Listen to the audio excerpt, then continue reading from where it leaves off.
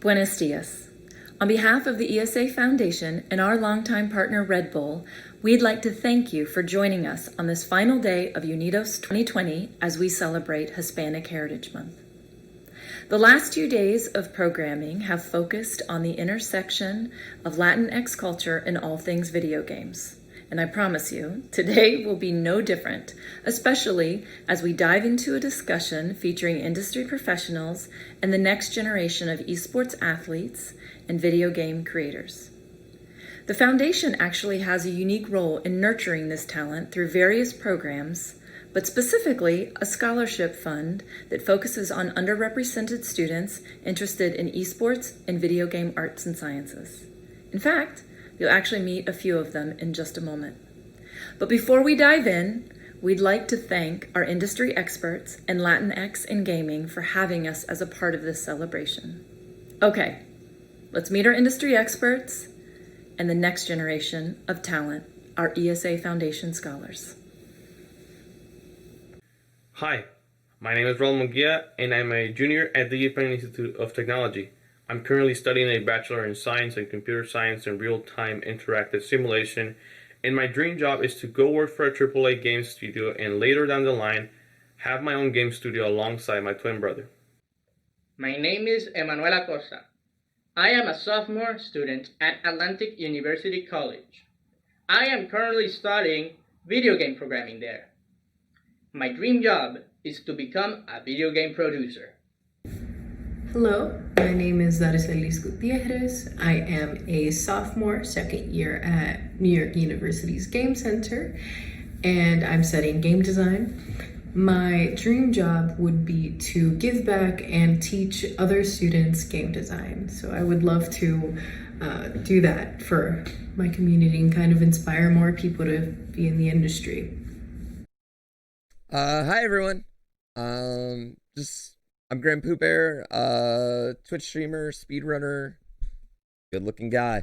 And I am going to answer these questions you guys gave me. Hello, my name is Jorge Lacera, and I'm the Associate Art Director at Cloud Chamber Studios. I was born in Colombia and emigrated with my family to Miami when I was a kid. Growing up, I've always loved drawing and knew from a young age that I wanted to be a professional artist. I attended Ringling College of Art and Design and began working in the video game industry in 2008 as a storyboard artist. I'm passionate about giving back to the Latinx community and helping folks gain more knowledge about the video game industry. Hi, my name is Elizabeth Del Valle, and I lead global marketing for YouTube Gaming. In my role at YouTube, I am responsible for driving YouTube's global marketing strategy for the gaming vertical. This means working very closely with our product managers and engineers to bring the voice of our users and creators to the product development process. I also lead our creator marketing programs, content marketing campaigns, and events and experiences that bring the magic of YouTube to creators, game publishers, and developers, and consumers from all around the world who are passionate about video games. Hey, I'm Matthew White, CEO of Waythorn Digital. We're an indie game company publisher. We focus on approachable, cozy stuff. You can pick up games of ours like Evans Remains, We Should Talk, and others on Xbox, PlayStation, Nintendo, Steam, basically anywhere you find video games. I started in games in 2010, 11, working on mobile stuff for the iPhone. So I guess it's been a decade.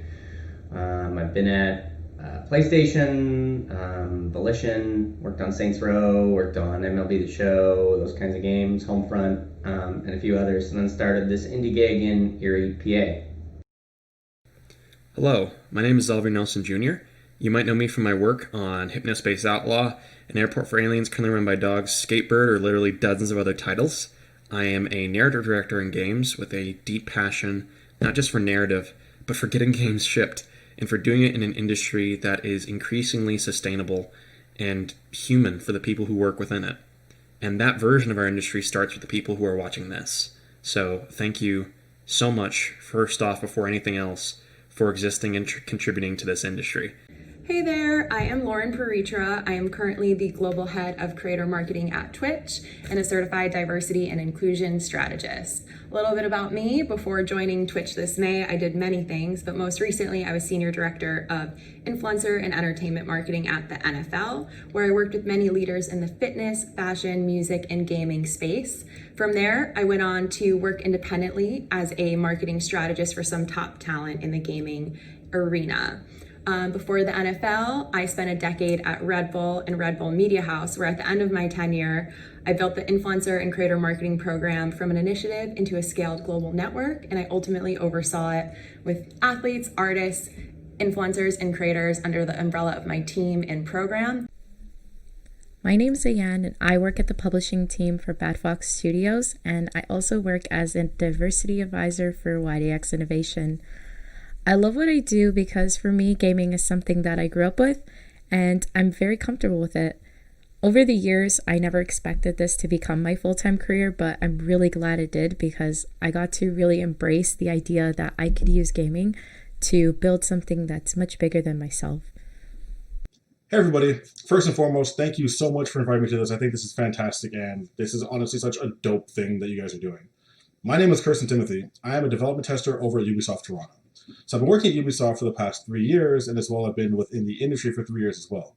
My role as a development tester is a bit of an interesting one. So I work within something we call the Object Bank, which is a collective of artists that create all the assets you see in game. That goes from props to buildings to cars, anything we make into the Object Bank. So in my role, we are in charge of making sure that these assets are used as intended, they meet metrics, and if need be, are optimized. So essentially, it's an artist role, but within the QC structure. When did you decide to join the game industry and why? I decided to join the game industry because I was a literal child and I read that games journalists get video games for free. Nothing sounded better in the world than getting games for free, so I pretended to be an adult and I got review copies for a crappy WordPress blog to review games, and that was how I got my start. I didn't know a lot about the working conditions of games or the actual practical matters of making this a career, being a consistent creator within this space. But early on, one thing I am very thankful for is I had the perspective of wanting to find what would keep me in this industry across a lifetime. Now we'll just get my foot in the door, but what did I actually love about being here? What did I actually want to do in the time that I spend here? I started out as a games journalist, thinking I wanted to write about games. Then I learned and grew a bit, and I realized I wanted to write for games, and I did that, and I still do that, just like I still do journalism. But along that path, I realized how many pieces of a game can come together to tell a narrative, so I transitioned into narrative design, which I still do, and did.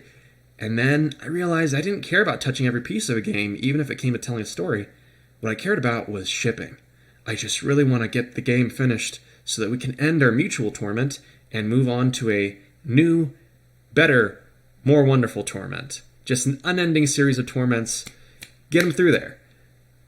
The way you do that is by shipping projects. So I multi-classed into production and biz dev, and eventually now being a creative director and narrative director. I still have all these skills I picked up along the way, but I'm really at home where I am now, looking at the ways through which every aspect of a game's design can be brought together to make and ship a game in a sustainable and quality-first manner. Both of those things coexisting. I wanted to find what would keep me in the industry for the next 10, 20 years. And for the first time, I feel like I have. And that never would have started if I hadn't learned that games journalists got games for free, pretended to be an adult to get said free games, and had a priority early on to find what would keep me going in the medium that I love. How important is it to have a working game or demo when applying for jobs as a developer? Honestly and truly, it really depends on what job you're looking for. If you're looking to be a game designer or an animator or things within that job family, it could be good to have one. But for example, if you're looking to be an artist, you don't necessarily need to have a working game per se, more so have the assets that you need for the game, right? You could have your characters, your level that's drawn up or made in Unreal or 3D Studio Max or whatever program you use. Having that, super important. But to having a working game or a demo, it all depends on your job family. So this varies wildly by the type of career you're looking for. If you're looking for, a QA job, an art job, a writing job, obviously building a working game isn't necessarily mandatory. In that case, you'd want to demonstrate your skills. I think the most important thing across the board is to make sure you have something put together in a meaningful way that demonstrates whatever skill it is you're going to be doing. So if you're an artist, this might be a demo reel or an art portfolio that demonstrates a breadth and depth of capabilities that you have as an artist. If you're a engineer, in this case, it might be more important to demonstrate some portfolio work, like actual engineering coding work. So this might be a game or a demo. To be clear though, nobody at a major or minor corporation expects you to be able to do everything. So having a game that you've worked on with other people is one thing, and demonstrating that you've worked together and that you have this nice game, that's certainly helpful, because then we know you've played with games before, or you kind of know how they're built. Game jam games are a great way to demonstrate that you've been able to work succinctly in a deadline, and that's a great way to show off that you have a breadth of talents. But it's really important to just focus on the skill set that you're trying to bring to the table. Again, if this is art, it's more important to have an animation or demo reel. If it's if it's engineering, then we're going to look for more programming work. If it's going to be writing, we'd want to see a portfolio of written works, ideally interactive ones. So I think the game or demo is not necessarily so important, but a portfolio of things that demonstrate what it is you can do, that's tremendously important. When I worked at Volition, I did some usability and user research, as well as some data science.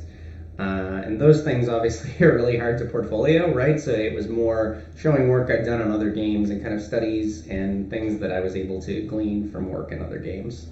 Obviously, we also know that sometimes you can't share the things you've worked on.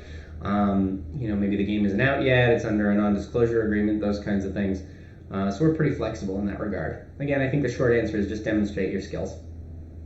At what point you should start looking and applying for internships?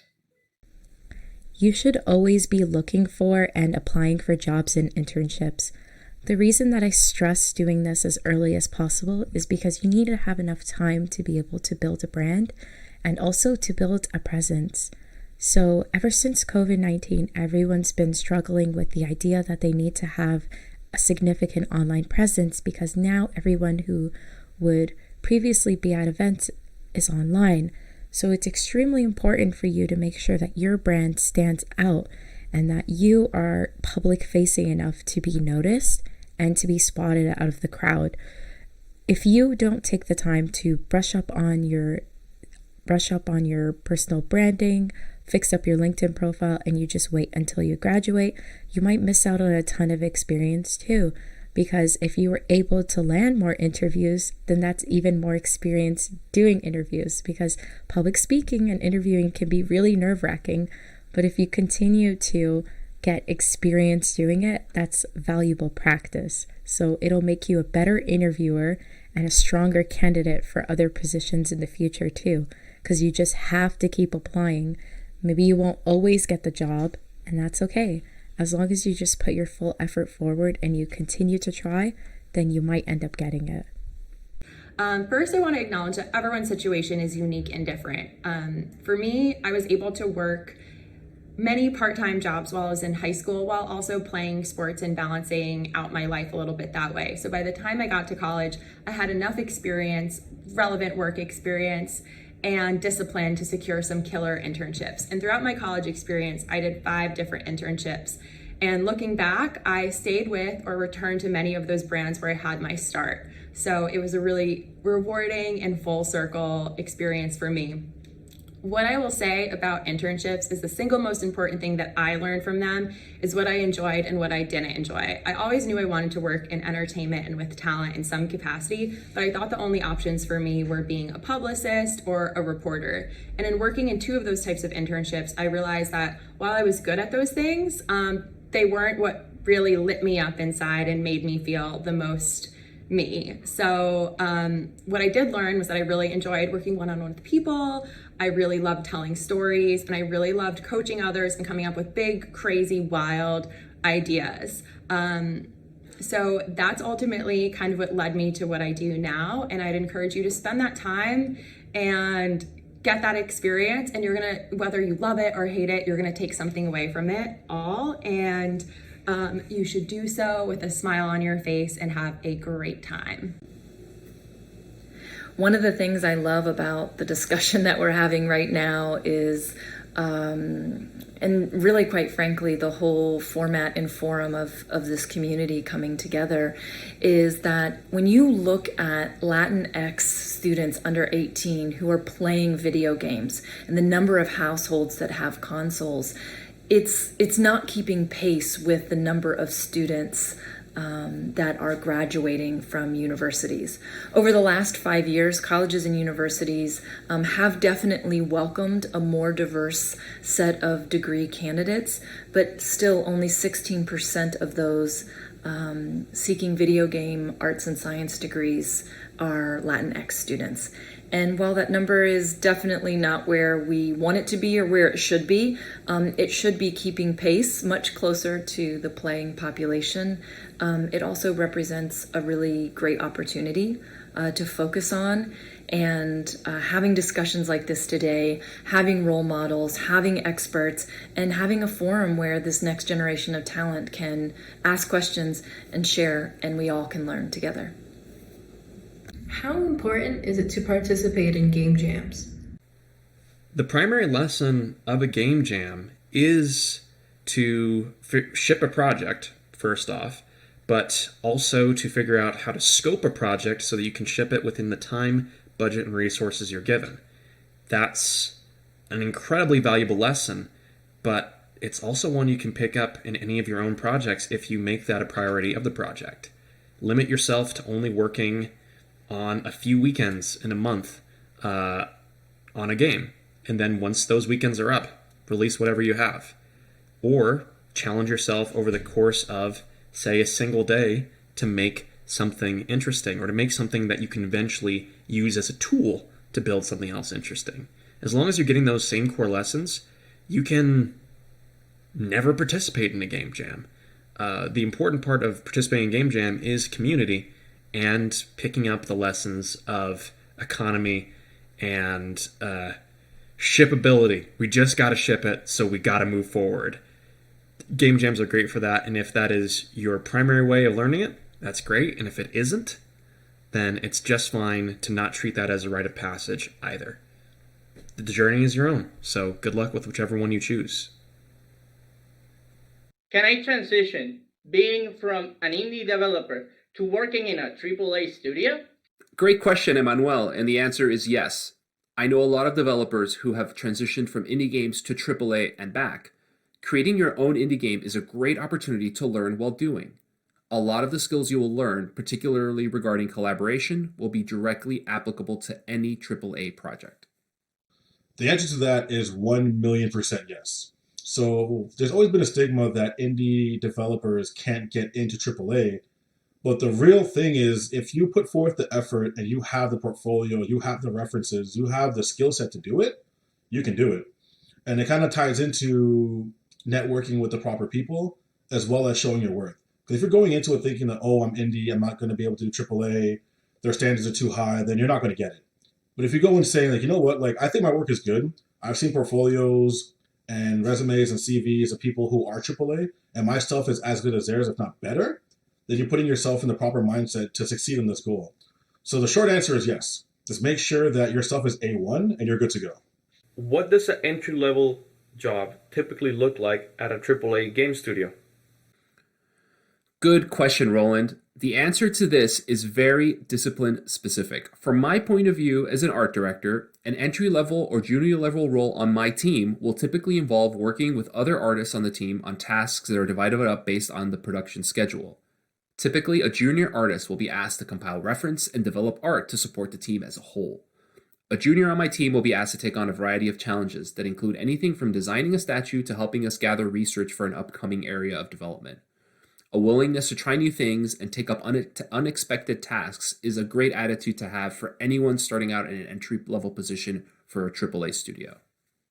Do you believe there's value in working your way up, such as working as community management or as a QA tester?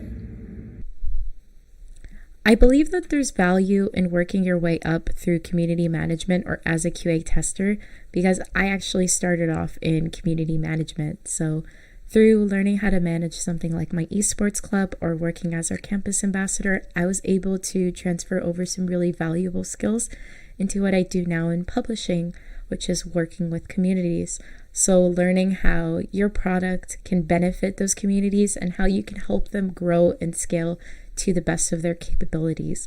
You also learn a lot of awesome things like conflict resolution and just generally about people's behaviors and how they act, which is really fascinating. I feel like there's always something that you can learn about others, and through that I've learned a lot about myself too. So I would definitely say that there's value in doing this, and you should absolutely consider it even if it doesn't align with what you want your job to be in the future. You will be able to transfer these skills over into any part of the industry, because at the end of the day, you'll always work with teams and you'll always work with people. So communication is extremely important. What are some simple things I could do to help my resume stand out? Honestly, highlight your success. I know a lot of people don't like reading walls of text, so if you're able to break down key things you've done in your roles, that'll stand out a lot. Also, format your resume so it's not just generic as everyone else's. I know a lot of people like to stick to the structure of here's my name, here's my stuff, that's it. Jazz it up a bit, throw some color on there, change the format. Things like that really make your resume stand out, as long as the stuff you're putting in there makes sense. You don't want to have a fancy resume and not have any information in it.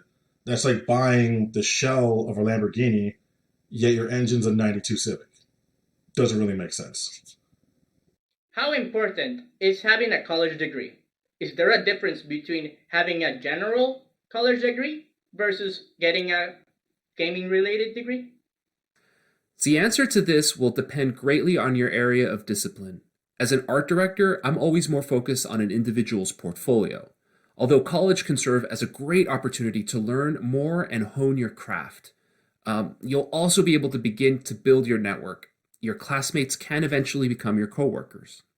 The difference between, say, a liberal arts college degree and a specific gaming degree depends on the school offering the program. But more than likely, a school offering a gaming degree will be geared towards students who know they're interested in game development as a career and want to specialize early.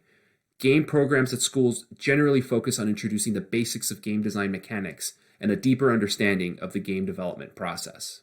Could you tell me about some unusual or little-known positions within the gaming industry open to people that are very passionate about games but not really a developer? There are so many gaming career options to choose from, both on the technical side and the creative sides. From game design and writing to sales and marketing, the possibilities are endless for every single one of us who is passionate about playing, watching, and loves video games. There are so many unknown or little explored roles in the gaming industry. For example, we need interpreters and translators that can help video game developers convert the character stories and dialogues into various languages so they are understood globally by players in all regions of the world. We also need translators to help marketers, like me, create marketing content that feels local, special, and that it's relevant to the audiences that we are trying to reach in regions from all around the world. Well, I mean, there's tons of them. I mean, community managers are obviously, I mean, that's probably well known at this point. A little known one that actually is streamers assistants. A lot of these big streamers actually have assistants and producers that help them out now, and that's actually a really big one. There's also things like being a writer. I mean, in video games right now, they need all sorts of talent outside of developers. You can be a writer, you can be a storyboarder, you can do concept art, you can there's just you can work in marketing on it, you can work in sales on it. There's so many different aspects to gaming now, outside of developing. And even that, I mean, I'd say like there's so many games that are made by people who aren't traditional developers anymore because you have access to game maker tools. And there's things like Retro Game Maker, RPG Maker out there where people are making full-fledged games, and even tools like like Unity are getting a lot easier for your common Joe like you and me to use. So there's tons of expertise needed all over the gaming industry. So just because you're not a developer, don't feel like that the industry's blocked off to you at all in any way, honestly. So we tend to think of everybody on the entire team as a developer. Even if you're HR or the janitor or the accountant or whatever, we try to be really inclusive and say that, without those folks, we wouldn't have games, right? Because it's true. If there wasn't somebody cooking at the PlayStation campus, if there wasn't, someone administrating HR and payroll, you are a game developer in that sense. But I take your point. Traditionally, we focus on like art, engineering, writing, audio, these things that are asset development. So that's stuff that actually goes into a game. But if you think about a publisher like us, most of us aren't what you would think of as like a developer. We're not artists, we're not engineers, we're not, putting stuff into game all day. What we do every day is like marketing and sales and export and translation, localization, compliance, quality assurance, research, analytics, storefronts, graphic design, press releases, interviews, conferences, community management, social media, convention management, trade show presence. There's a lot. There's a lot in games that isn't just those three traditional roles. And I feel like one of those sort of failings of games education right now is we really hardcore focus on those three mainline development roles, but really there's so many others. I mean, if you're business minded, there's certainly business development opportunities, and this is what I do every day. If you're a clever marketer, there's a myriad marketing opportunities. If you're a salesperson, there's a million opportunities for you to do that kind of thing. If you can speak multiple languages, there's localization opportunities.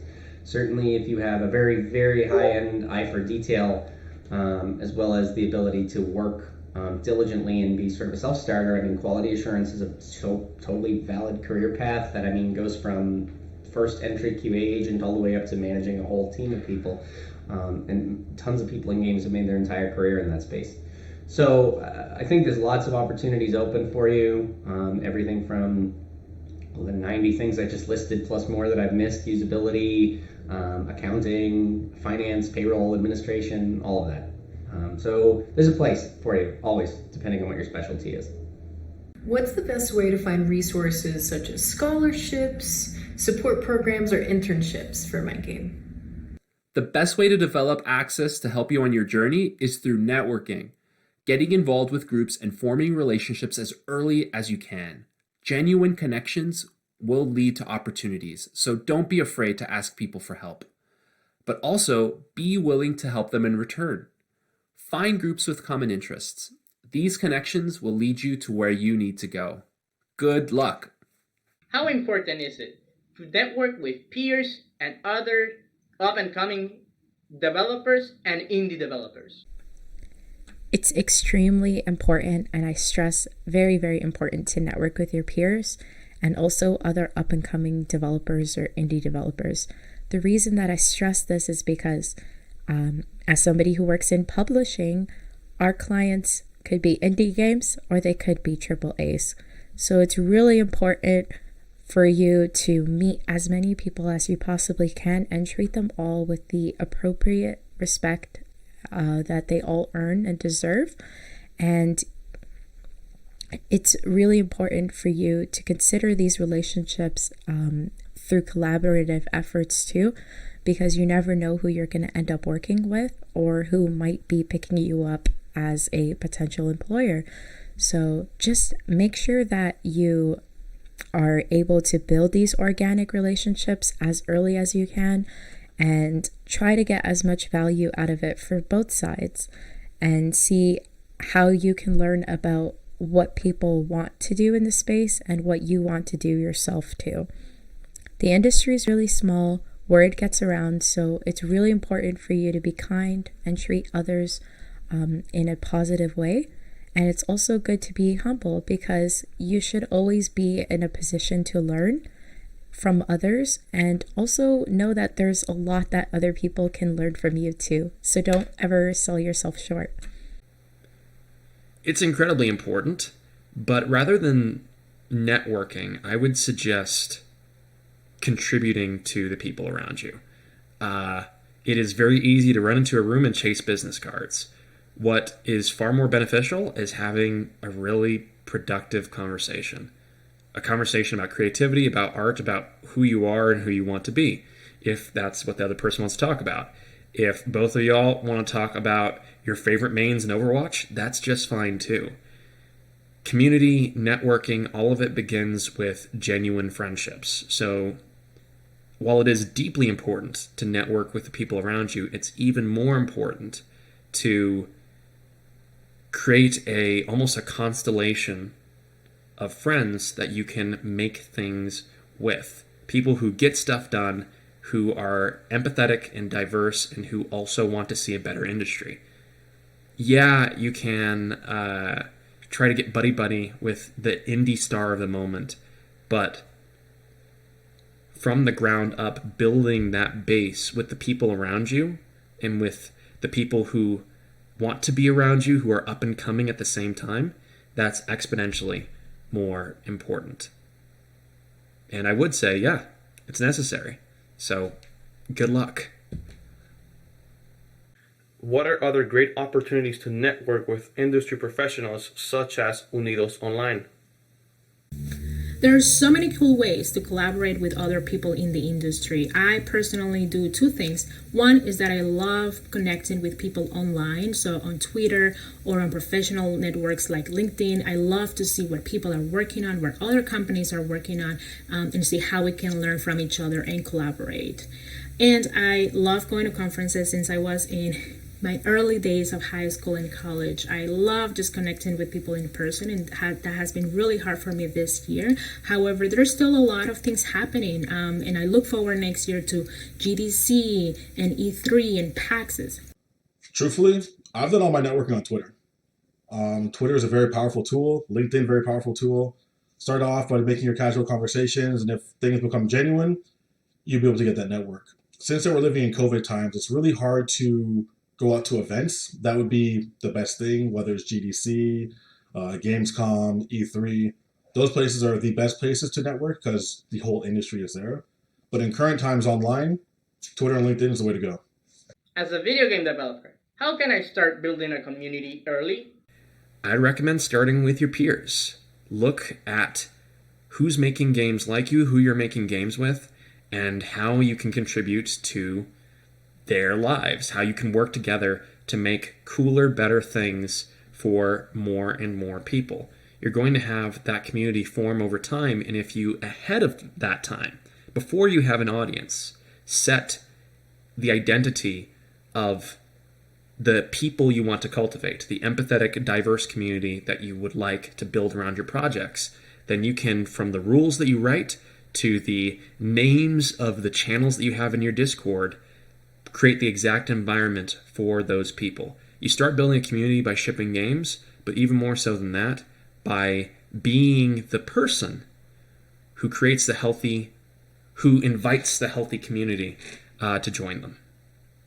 How can I learn and incorporate current trends in gaming into my game without it becoming a derivative or being tied down to that trend?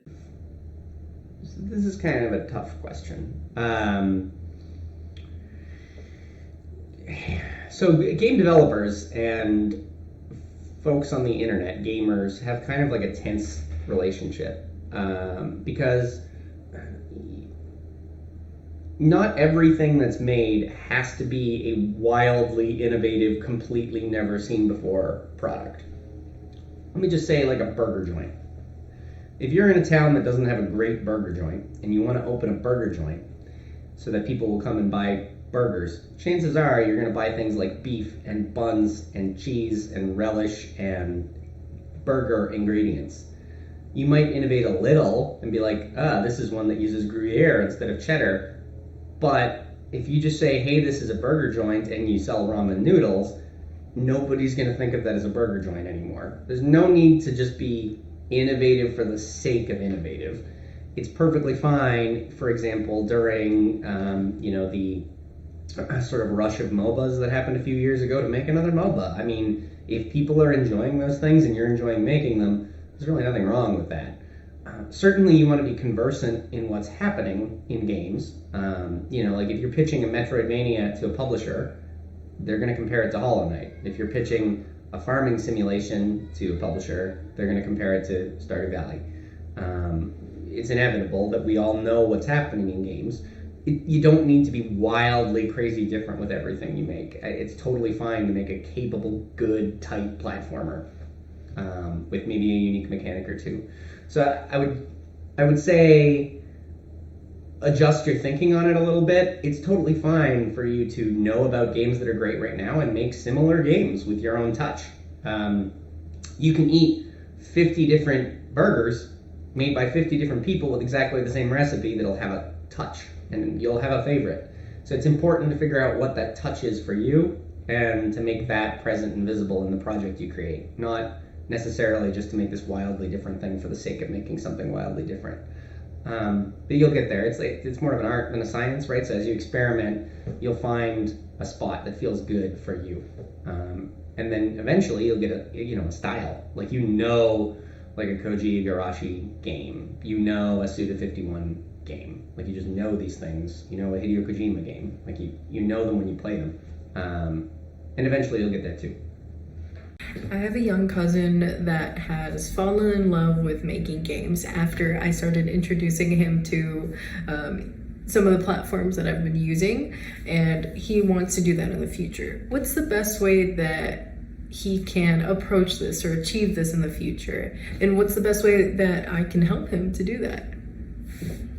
I would encourage anybody who's thinking about working in games to check out some of books and movies about working in the games industry. Certainly Indie Game, the movie's okay. That one's kind of a barometer, but it's okay. Jason Schreier's book Blood, Sweat, and Pixels is a wonderful introduction to what making games can be like and the sort of stresses that we go through. It's also important, I don't know how old your cousin is, reading level may not be there yet if we're talking like a 6-7-year-old.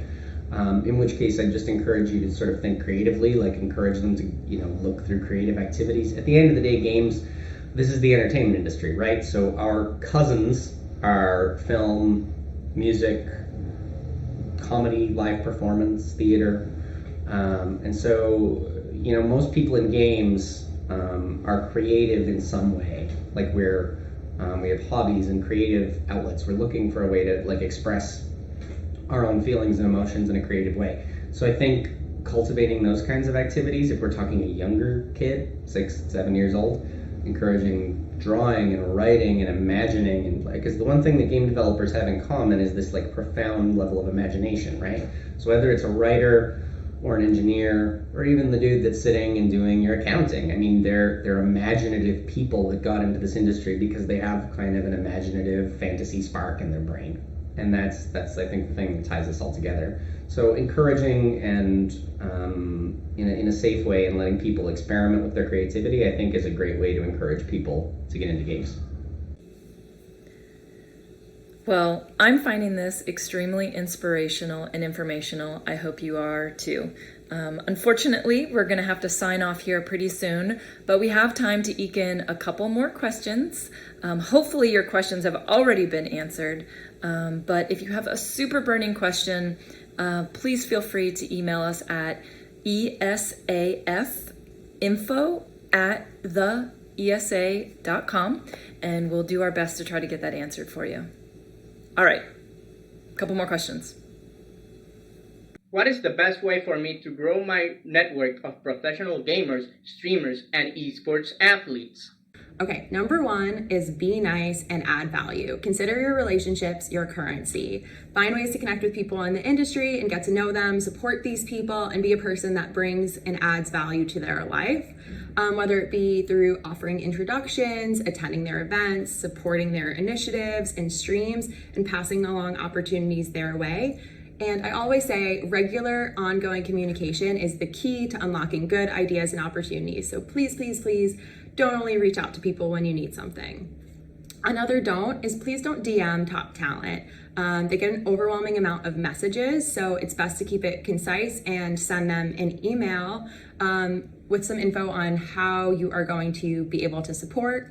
There should always be something in it for them, and their preferred email is generally always listed in their contact info on social channels. Bonus points if you get walked to the table. What I mean by that is these professionals run in a really tight circle. So if you think about your own network and look for connections you might have to agents, interns, managers, moderators, and streamers themselves, you can always ask for introductions if you have something to offer. It will really increase your chances of getting a response and also add some credibility. If you want to include this is a little bonus one, but your outreach should always be super tight and concise, and it should contain 4 main points. Number 1, you should have a compelling, punchy email subject line. So make it clear what you're reaching out for and what you're offering. For example, the subject line could be something like bilingual Spanish-English speaking student mod here to help, or production support from an experienced UCLA student streamer. In the email, you should say something personalized that demonstrates that you are truly and authentically a fan and that you've been listening. A compliment or a congratulations, something in your own style that demonstrates that you've been here on this journey with them, and that you're paying attention and being sincere. You should also quickly state who you are, and most importantly, why you're reaching out and what's in it for them. The what's in it for them, maybe they mentioned something on stream that they need editing support for social videos, that they have a need for a local photographer or a bilingual mod. For streamers, they're like us, they have a finite amount of hours in the day, and always consider a golden rule that you shouldn't reach out asking for something unless you also have something to offer. For example, hey, I noticed on stream, you mentioned that your mod is going back to school and you're in need of additional support. I've been a mod for X amount of years with X creator, and you can quickly bullet point your experience. From there, you can go into details, but keep it tight. And remember that this is just your first intro email, and you can always take it further and step by step as needed. Hopefully that's helpful. Okay, the number one way to network in streaming is through a game community. And when I say that, I mean you need to get deep into a game community.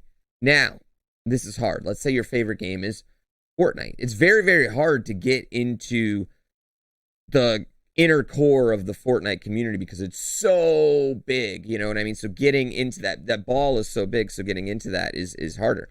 Whereas something like what I play mostly, what I cut my teeth on was Kaizo Mario, which is a very niche ROM hack type thing. And it was very easy for me to get in with the hardcore in that community by becoming a hardcore part of that community.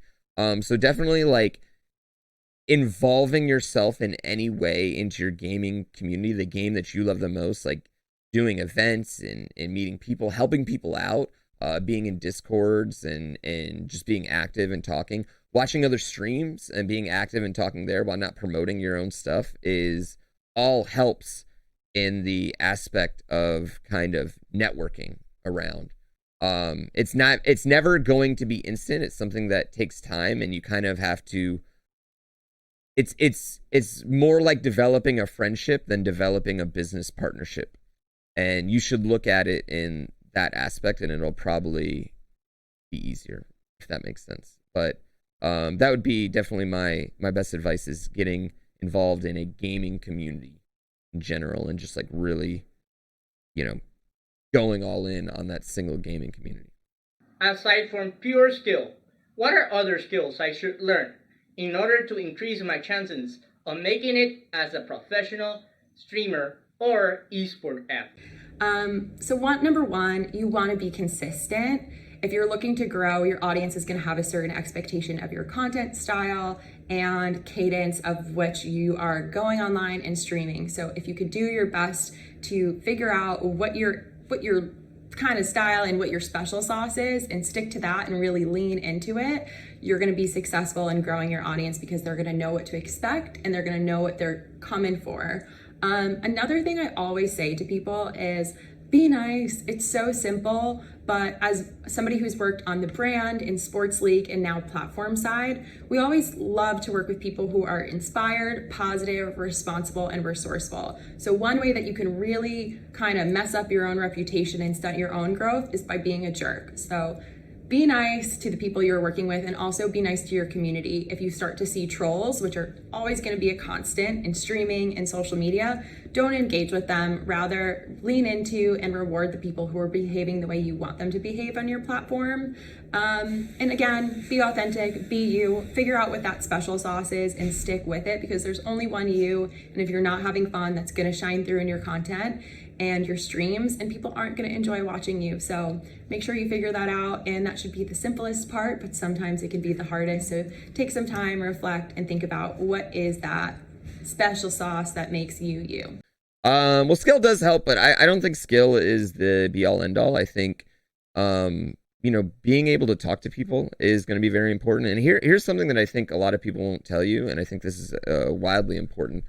Having a lot of life experiences is going to help you be a streamer. And when I say that, I mean, like, have fun, have things you can talk about that aren't just video games. Because having stories to share and having those experiences to lean on and things like that is going to be very, very, very important when you're playing games online for 6 to 7 hours a day and people are watching you 6 to 7 hours a day every day. You know what I mean? So having a lot of real life experiences is actually, in my opinion, wildly important to becoming a professional streamer, to making a living off being a streamer. Being a well-rounded human and individual is definitely going to help you. Another things that are going to help you, having thick skin is going to help you. Being very good at keeping a schedule is going to help you when it comes to being a pro streamer. Those things are all wildly important. Besides that, be a good person. In my experience, if you're a good person, you attract more good people to you and you get more support. So those are definitely my advice. It can't be said enough. Gracias for joining us today, for Latinx in Gaming for having Red Bull and the ESA Foundation as a part of this celebration, and to our industry experts.